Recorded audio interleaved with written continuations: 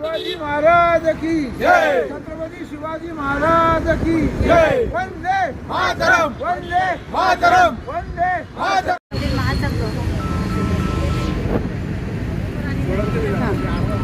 नमस्कार। महाराष्ट्र मंदिर महासंघाच्या वतीने आम्ही सर्व हिंदुत्वनिष्ठ मंदिर विश्वस्त आणि सर्व हिंदू बांधव भगिनी एकत्र आलेलो आहोत। आम्ही सगळे एकत्र येण्याचं महत्त्वाचं कारण आहे तर तुम्ही बघत असाल आज आम्ही जे काय महाराष्ट्र मंदिर रक्षण हेच आमचं धर्म कर्तव्य आहे।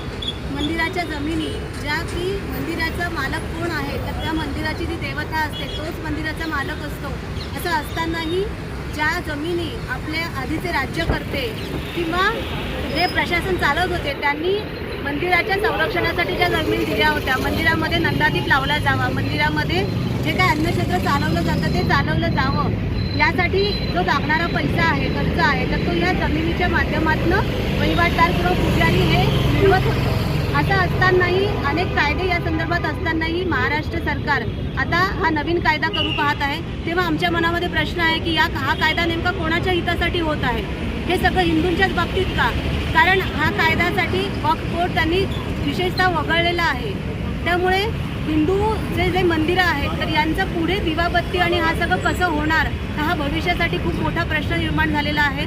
मंदिर महासंघाच्या वतीने आम्ही सर्व मंदिर विश्वस्त यामध्ये आज माननीय जिल्हाधिकाऱ्यांना निवेदन देत आहोत।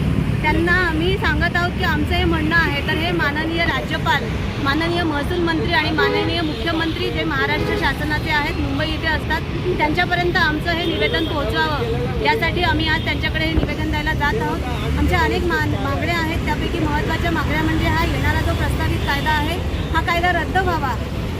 त्याचप्रमाणे 7/12वर अशी नोंद व्हावी की ही जी जमीन आहे ही अस्थानांतरणीय असावी।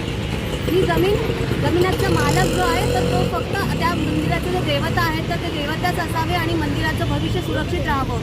त्याचप्रमाणे अँटी लँड ग्रॅबिंग जो कायदा आहे हा त्वरित लागू करावा आणि त्या अंतर्गत जे कोणी भ्रष्टाचार केलेला आहे तर त्यांना 14 वर्षाचा सक्षम कारावास व्हावा।